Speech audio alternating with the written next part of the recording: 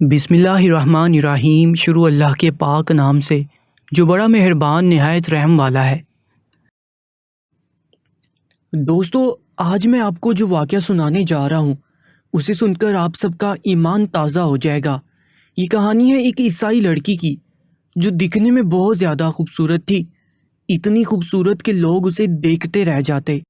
حسین تو حسین، وہ ذہین بھی بہت تھی۔ اس کی ذہانت کے چرچے دور دور تک پھیلے ہوئے تھے۔ بہت سے لوگ اسے شادی کرنا چاہتے تھے، پر وہ کسی کو گاز نہ ڈالتی تھی۔ اس کے عیسائی ہونے کے باوجود بھی مسلمان لڑکے اس پر مرتے تھے، اور کچھ نفس کے غلاموں نے اس کی خاطر عیسائی ہونے کو بھی قبول کر لیا تھا۔ لیکن وہ ہنس دیتی اور لوگوں کا مذاق اڑاتی۔ خاص طور پر اسے مسلمانوں سے عجیب سی نفرت تھی۔ وہ جہاں کسی مسلمان کو دیکھ لیتی، غصے کی وجہ سے اس کی ناک سے دھواں نکلنا شروع ہو جاتا۔ وہ مسلمانوں کو ذلیل کرنے کا کوئی موقع ہاتھ سے نہ جانے دیتی تھی۔ وہ مسلمان عورتوں کا جو پردہ کرتی تھی بہت مذاق اڑاتی تھی۔ داڑھی والے مرد اسے زہر لگتے تھے، اس کا بس چلتا تو وہ سب مسلمانوں کو آگ لگا کر دنیا سے ختم کر دیتی۔ البتہ اسے اپنے مذہب سے بہت محبت تھی۔ وہ ہر اتوار کو چرچ جاتی اور اپنی مذہبی رسومات کو پورا کرتی تھی۔ اس کے مطابق عیسائیت سے بڑھ کر کوئی مذہب سچا نہیں تھا، تبھی عیسائی مذہب کے پیروکار زیادہ تھے۔ ایک بار ایسا ہوا کہ گاؤں میں ایک جوان آدمی آیا۔ وہ شلوار قمیض پہنے ہوئے تھا، اس کے چہرے پر داڑھی سجی تھی۔ اس نے داخل ہوتے ہی پوچھا کہ وہ فلاں لڑکی کہاں ملے گی جو عیسائی ہے۔ اس کے سوال پر لوگوں نے ہنس کر اسے دیکھا اور کہا کہ یہ دیکھو آ گیا ایک اور داڑھی والا۔ عیسائی لڑکی کے عشق میں پاگل ہو کر وہ چپ چاپ لوگوں کی باتیں سنتا رہا اور کچھ نہ بولا۔ اسے بس لڑکی سے ملنا تھا۔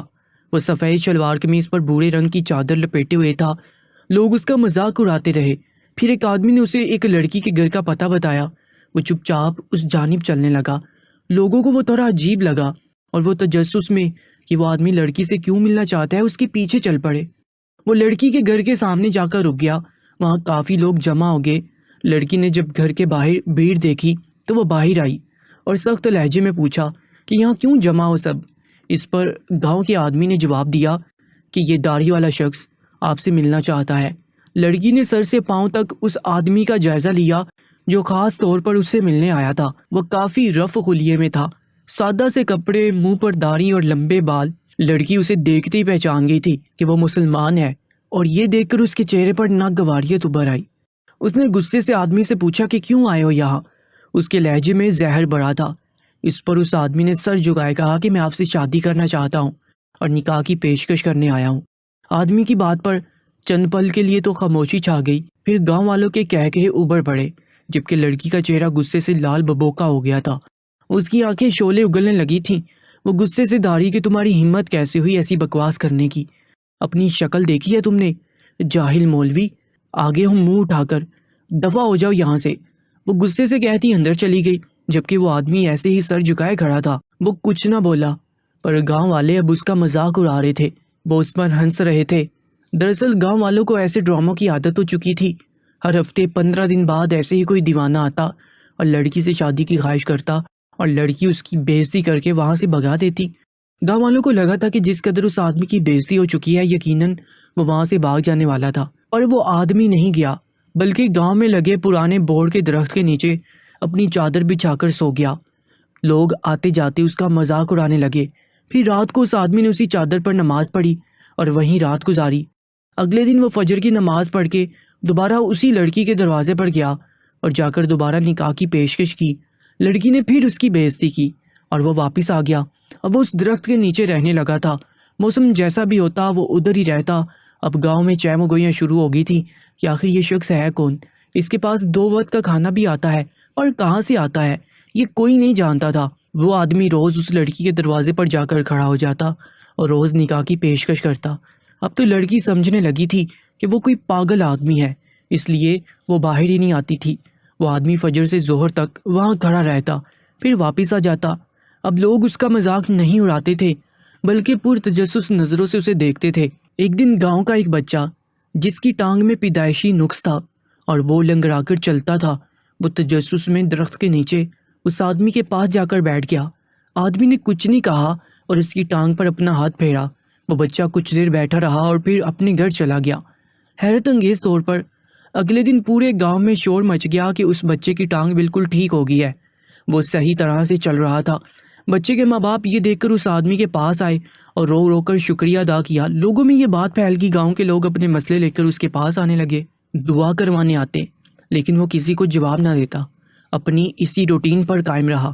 گاؤں کے لوگ اب اسے عقیدت کی نگاہ سے دیکھتے تھے، روز اس کے لیے کھانا رکھ کر جاتے لیکن وہ نہ کھاتا۔ گاؤں میں اب ہر جانب اس کے چرچے ہونے لگے تھے کہ آخر وہ شخص تھا کون اور اس عیسائی لڑکی سے شادی کیوں کرنا چاہتا تھا۔ لڑکی کے کانوں تک جب یہ خبر پہنچی تو اسے بہت غصہ آیا۔ اب تک وہ اس گاؤں کی سب سے مشہور ہستی تھی اور اب لوگ اسے چھوڑ کر اس آدمی کے دیوانے ہو گئے تھے۔ اگلے دن وہ آدمی جب اس لڑکی کے گھر کے باہر جا کر کھڑا ہوا تو گاؤں کے لوگ وہاں جمع ہو گئے اور لڑکی سے کہنے لگے کہ تم اس شخص کو شادی کے لیے ہاں کر دو۔ لڑکی کو سب کی باتوں پر غصہ آیا تھا، لیکن وہ بھی اپنے کھیل میں ماہر تھی اور ذہانت میں سب سے آگے۔ اسے کوئی پہلی بار اپنی ٹکر کا آدمی ملا تھا۔ اس نے کہا کہ میں ایک سوال پوچھوں گی، اگر مجھے اس کا ٹھیک جواب مل گیا تو میں شادی کے بارے میں سوچوں گی۔ آدمی نے کہا کہ سوال پوچھیے۔ اس پر لڑکی نے سوال کیا کہ مجھے یہ بتاؤ کہ دنیا کی سب سے قیمتی چیز کیا ہے۔ لڑکی کا سوال سن کر وہ گاؤں والے سوچ میں پڑ گئے، جبکہ آدمی مسکرا دیا اور بولا کہ ابھی جواب دوں؟ لڑکی نے کہا کہ اتنی جلدی بھی کیا ہے، جاؤ اور کل آنا اپنے جواب کے ساتھ۔ وہ آدمی سر جھکاتا واپس آ گیا۔ گاؤں والے ساری رات سوچتے رہے اور کھوجتے رہے لیکن انہیں جواب نہ مل سکا۔ اگلے دن وہ آدمی لڑکی کے دروازے پر گیا۔ سارا گاؤں وہاں اکٹھا تھا اور سب جاننا چاہتے تھے دونوں میں سے کون جیتنے والا تھا۔ لڑکی نے پوچھا کہ تمہارا جواب کیا ہے؟ اس پر آدمی نے جواب دیا کہ دنیا کی سب سے قیمتی مخلوق انسان اور سب سے قیمتی چیز انسان کا ایمان ہے۔ یہ سننا تھا کہ لڑکی کے چہرے کا رنگ اڑ گیا۔ وہ بے یقینی سے اس آدمی کو دیکھنے لگی اور پھر حیرت کی جگہ نفرت نے لے لی۔ گاؤں والے خوشی سے چلا اٹھے، لڑکی ہار گئی تھی، اب اسے شادی کے بارے میں سوچنا تھا۔ لڑکی نے آدمی سے کہا کہ میں تم سے تب شادی کروں گی جب تم اپنا مذہب چھوڑ کر عیسائی بن جاؤ گے۔ اس پر وہ آدمی مسکرا دیا اور کہا کہ میں یہاں آپ سے نکاح کر کے آپ کو مسلمان کرنے آیا ہوں اور انشاءاللہ ایسا کروں گا۔ یہ سن کر لڑکی کے تن بدن میں آگ لگ گئی۔ اس نے آدمی کی بے عزتی کی اور چلی گئی۔ اس رات اچانک بارش شروع ہو گئی۔ بارش اتنی زیادہ ہوئی کہ گاؤں میں سیلاب آ گیا۔ گاؤں کے لوگ بھاگے بھاگے آدمی کے پاس آئے اور کہا کہ دعا کرے ہم سے یہ آفت ٹل جائے، لیکن وہ آدمی کچھ نہ بولا۔ گاؤں میں پانی بڑھنے لگا اور مجبوراً گاؤں والوں کو گاؤں چھوڑ کر جانا پڑا، جبکہ وہ آدمی وہاں سے ہلا نہیں۔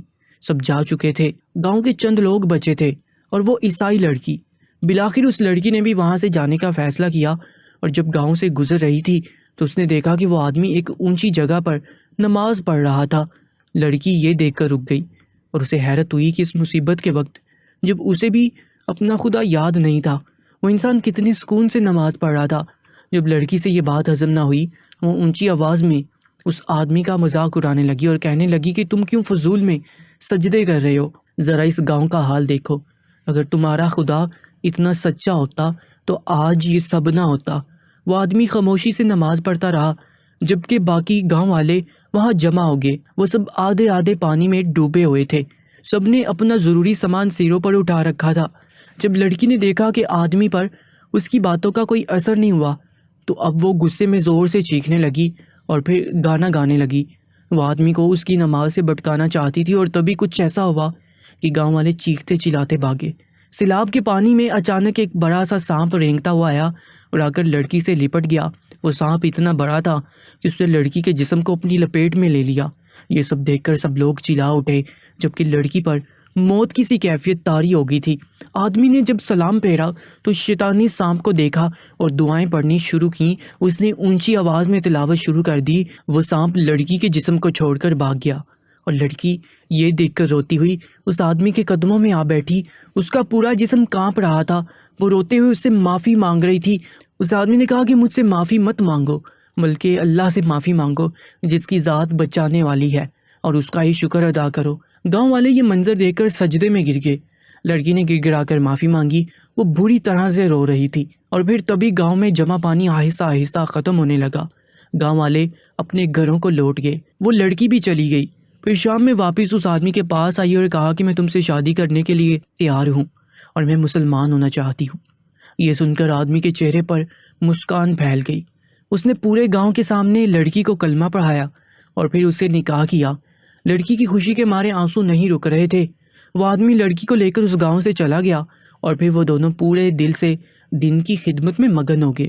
دوستو، اس سچی کہانی کے بارے میں اپنی قیمتی رائے سے ہمیں ضرور آگاہ کیجیے گا، اور مزید ایسی ہی سچے واقعات کے لیے ہمارے یوٹیوب چینل درباری ٹی وی کو سبسکرائب کر لیجیے گا۔ اپنا بہت زیادہ خیال رکھیں۔ اللہ نگہبان۔